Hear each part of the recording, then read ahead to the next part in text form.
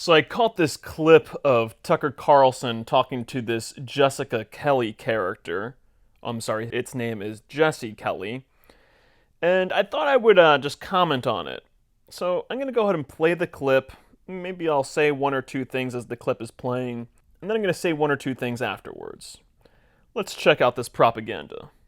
I mean, I don't know, there's a psychological term for this and it escapes my memory at the moment, but where there's a massive real threat that you can't deal with, so you scurry off and deal with imaginary threats to make yourself feel in control. That kind of feels like what we're watching. Wow. This sums up pretty much every talking head on and off the internet, including Tucker Carlson right here. So I guess I gotta say thank you, Tucker. Thanks for putting into words exactly what I was thinking. Well, what we're watching is the destruction of the U.S. military, and what we're going to end up seeing, Tucker, is thousands, tens of thousands, maybe hundreds of thousands of Americans die.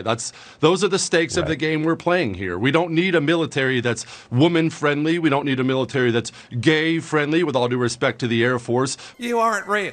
You can't be. It is me, your darkest fear, your gay self incarnate. What do you want? I want you to not fight me anymore. We need a military that's flat out hostile. We need a military full of type A men who want to sit on a throne of Chinese skulls. But we don't have that now. We can't even get women off of naval vessels. That should be step one, but most of them are already pregnant anyway.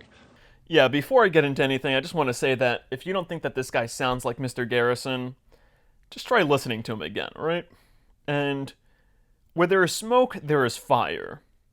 If Mr. Garrison over here is, hating on gay people in the military, he's probably doing it for a reason. You see, the club uses war and the military, specifically war itself, to actually trim the hedge of a certain population that they don't really want.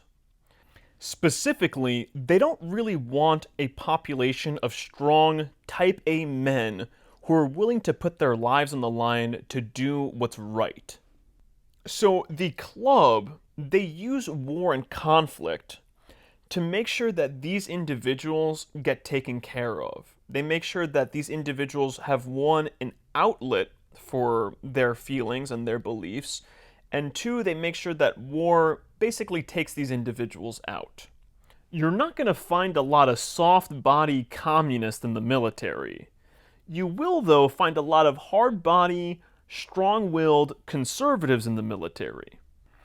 You see, Jessica Kelly over here, Mr. Garrison, wants people to think that China's the enemy, because then they can make them go over and fight China and not focus on the real threat. You see, China's not a threat at all. After all, the United States government is the one who built up China. If we didn't trade with them the way that we trade with them, China would not be what it is today. And not only that, but China can't even build bridges and buildings correctly. Every year, dozens of bridges, buildings, and structures collapse in China.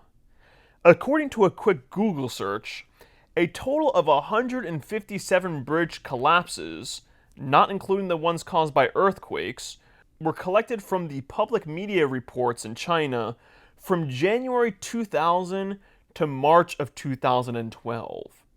Now, these are just the bridges that collapsed that, once again, the China public media reported on. And if you trust that the Chinese public media, I don't even think there is such a thing, it's state-owned media, if you trust that media, well, maybe China has a bridge to sell you. China's construction is actually so bad that they actually have a name for it called tofu dredge projects. And essentially these projects are called tofu dredge because they resemble the brittle parts of tofu. China is a joke. And these people who are trying to convince you that China is like this government that is filled with these nefarious masterminds, these are the same people who tried convincing you that the Taliban are filled with nefarious masterminds. Now I could say a lot more about this.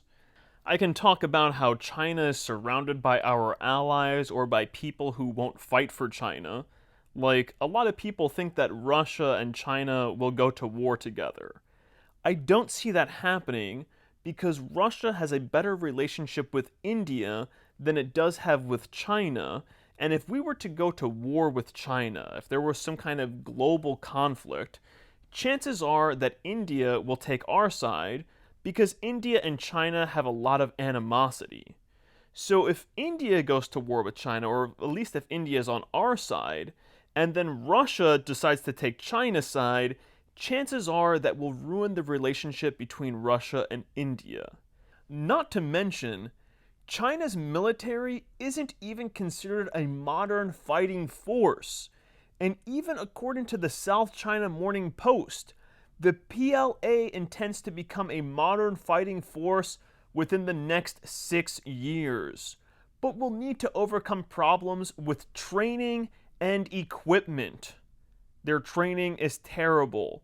Their equipment, I don't even need to go into that. I already covered the fact that they can't even build up a modern structure correctly because the materials that they use are of such low quality. I know somebody who got a bike from China the other day. Man, every piece of metal on this bike was garbage. The pedal broke off. I think it was like the first time he used it or the second time that he used it, his pedal breaks off. Next thing that breaks is the thing that holds the chain in alignment the very next time he uses it.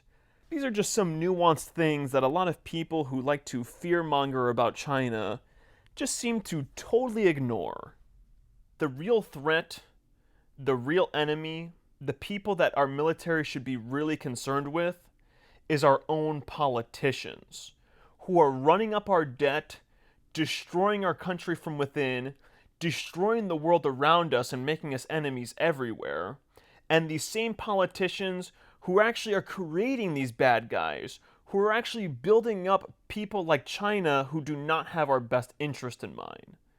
Don't mistake this video for me saying that China is a good guy. I'm not saying that China is the good guy in any of this. I'm simply saying that China is not the threat that these Jessica Kellys of the world make them out to be. And I'm trying to tell you that they are distracting you, distracting all of us from the real threat.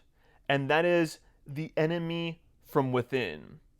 That is politicians like Bill de Blasio who say things like this. And we know these mandates work, and we know people respond. Look, human beings are pretty predictable. If you say your paycheck depends on it, or your ability to enjoy life and go do the things you want to do, people will make the practical decision overwhelmingly, and they'll go get vaccinated. But we aren't pushing hard enough. We got to go farther.